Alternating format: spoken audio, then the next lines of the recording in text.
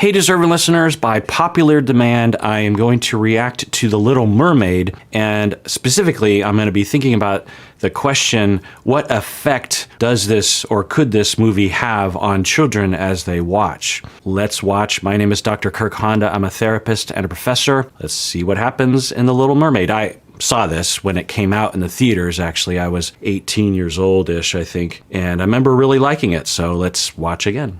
I'm telling you, down in the depths of the ocean, they live. Oh, in mysterious.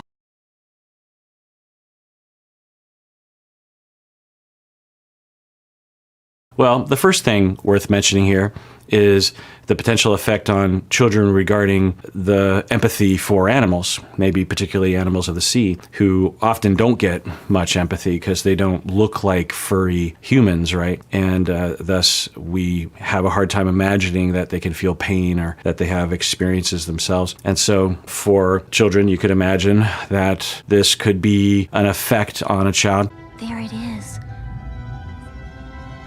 Isn't it fantastic? Yeah, sure, it's great.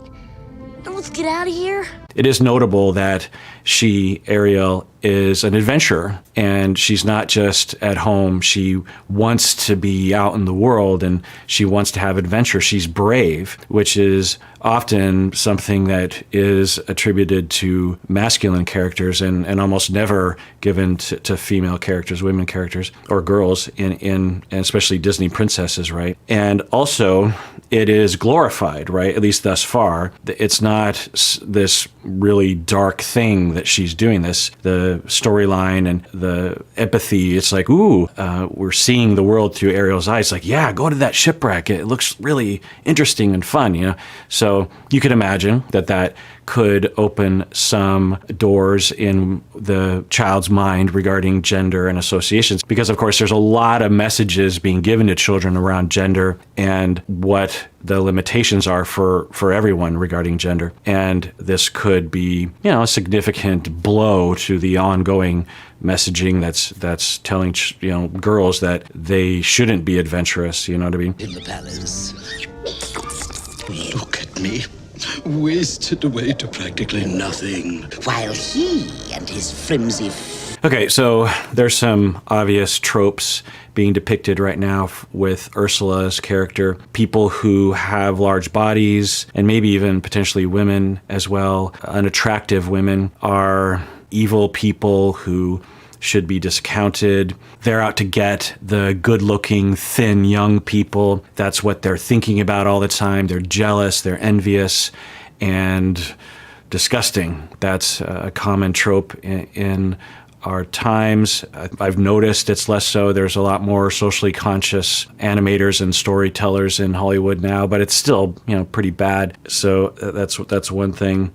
How much did this movie have an effect on people regarding that? Probably just a drop in the bucket, considering how many messages are along those lines in our society, continuing till today.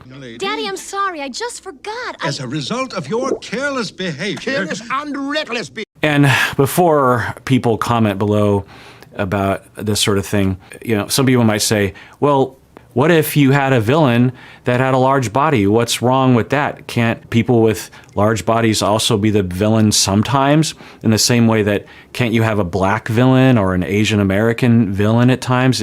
Why is that taboo? Well, it's not taboo.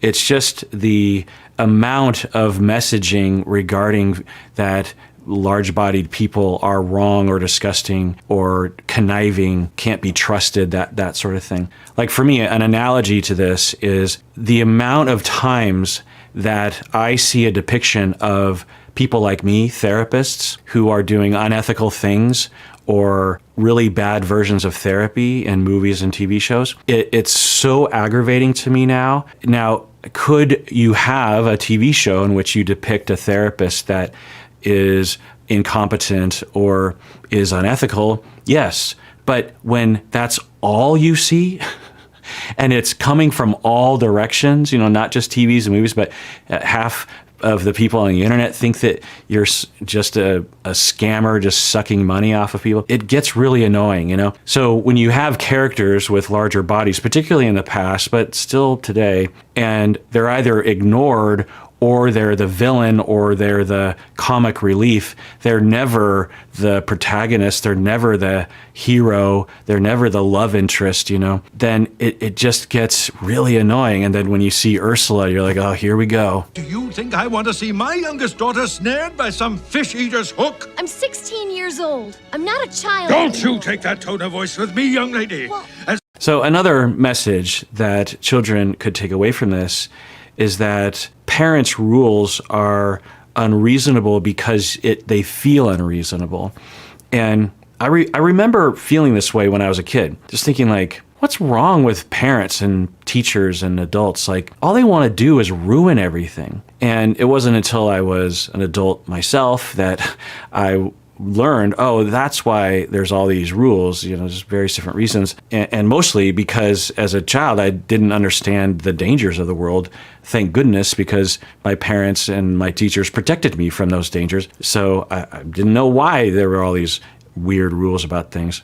Now, do I think that kids would watch this show and that would mean they'd become rebellious? No, but there's a lot of different messages that kids are taking in, and there's a lot of messages like this in our society. So if you are a parent who has a teenager, particularly a 13, 14-year-old, or if you're a teacher that teaches kids of that age or some other professional like that, then you know how difficult it can be sometimes to manage these kids and protect them from themselves. And it's not inherent to being a teenager. There are some aspects that are inherent, like finding yourself, looking into the future. Oh, I'm about to be an adult.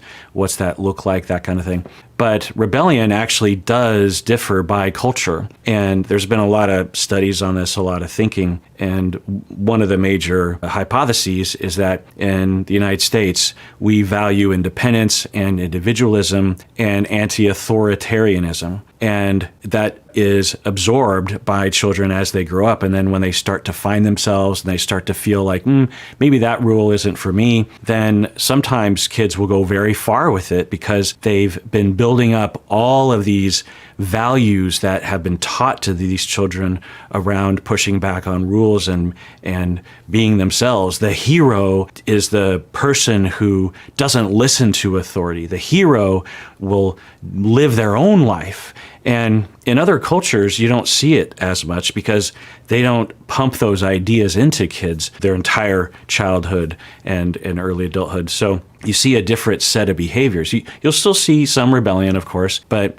not as much as American kids. Now, there are pros and cons to that. The pro is that if you have a child that's in an abusive relationship, for example, or the parents are being unreasonable, or you have kids that are better able to find themselves, potentially, not always, but those are pros. But the cons are that you also have a lot of kids that will become so severely defiant that they are putting themselves in harm's way. They might end up dropping out of school when it's not wise for them to do that sort of thing. They might have a lot of broken down relationships in their families because of those kinds of rifts. And then I would get called in sometimes, or they would call me, and I would arrive on the scene, or they would come into my office, and I'd be trying to pick up the pieces. But it's hard to put the toothpaste back into the tube. You know, once the child has already had all those messages and really identifies as someone who is the hero who is pushing back, and has a taste of that kind of freedom because they've really just disavowed the authority, it's really hard to get a kid to reel that in. So a lot of times I was faced with telling the parents of like, okay, we have to deal with the child that has been created by you and by society. It doesn't mean you give up, but it does mean that your vision of how much control you would have over your child might have to be severely altered and mourned, grieved in a lot of ways. When you see children's stories or movies in other cultures like China, Japan, Korea, you'll see a different set of storylines that are more likely to be depicted. This is a very, very common depiction.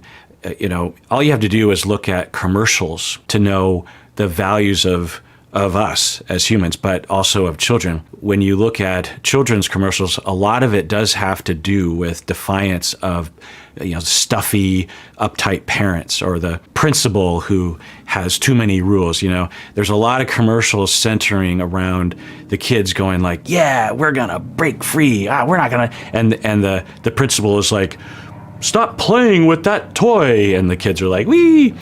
Why does that appeal to children? Now, you could say it's just innate that children desire to break free of authority because of how much authority that they're under. And we could say that, yeah, certainly that's probably true. But I think another part of it is when you look at American commercials is that American children really value that. They really think that authority is dumb and that the way to glory and fun and themselves is through defiance, whereas in other cultures, you don't see it that much. Now, I will say, I'm not saying that one culture is better than another. I'm saying that there are just differences that are noteworthy, right? And we should just be contemplative and thoughtful about those differences and not just take our style of parenting or our values as the only set of values, because they're not. If Ariel was my daughter, I'd show her who was boss. So I believe Sebastian's accent is of someone from the Caribbean, and maybe Jamaica specifically. I'm not sure. So I'm going to look some stuff up because I wonder if people from the Caribbean, people from Jamaica, are offended by the accent and the portrayal. I could see it going a lot of different ways. Let me look it up. Okay, so just a brief Googling and reading some articles. I believe the voice actor does not have a natural Caribbean accent from what I can tell. And also from what I can tell, most people don't consider it to be offensive. It's just a character with an accent. And from my memory, Sebastian doesn't have a lot of, like, for example, with Phantom Menace, Star Wars, I didn't see Jar Jar Binks as reminding me of someone from Jamaica or something like that. I later learned that that was seen by a lot of people in the audience. And then when you see behind the scenes decisions that were made by George Lucas and others, it seemed apparent that that was what they were trying to do. They were trying to essentially make a Jamaican alien. Not exactly Jamaican, but like of that flavor, And then you have a character like Jar Jar Binks, who is a fool, who is, incompetent, uneducated. He speaks in his version of English, but you could argue that it's sort of broken English. And if you're someone from the Caribbean, you can imagine that being very hurtful because it plays into a lot of the stereotypes that are present in society. If there weren't the stereotypes and you just had this alien that seemingly had hints of a Jamaican person, and was also a fool, you'd be like, well, what do you do? But when you have thousands and thousands of messages and people not hiring you for the Jamaican person in the United States, it's everywhere. It's constant. It's always happening, right? So when you have a character like Jar Jar Binks, it is particularly hurtful. It's not just Jar Jar Binks. It's what it represents and all the other experiences that people have. So with Sebastian, I think it's a different thing because Sebastian is competent and is a likable character, is speaking eloquently, that kind of thing, From my memory, that's Sebastian's character. So, I don't know. There were some people who were offended by it, but it seems like most people are like, yeah, it's a good character, a strong character with a Caribbean accent. Okay, so I'm going to stop there, actually. There's a lot more to say, I imagine, because I'm barely into this movie. I'm going to make several more videos watching Little Mermaid, but all of the rest of them are going to be for members of the channel. If you want to see the rest, you have to become a member of this channel by clicking the join button. If you don't see the join button, you should be able to see a link in the description below. And when you become a YouTube member, you get access to all of our member exclusive videos. I've already made a bunch, and I plan on making many, many more in the future. So do that now if you want to. If you don't want to or you can't afford it, I totally understand. And everyone, please take care of yourself because you deserve it. You really, really do.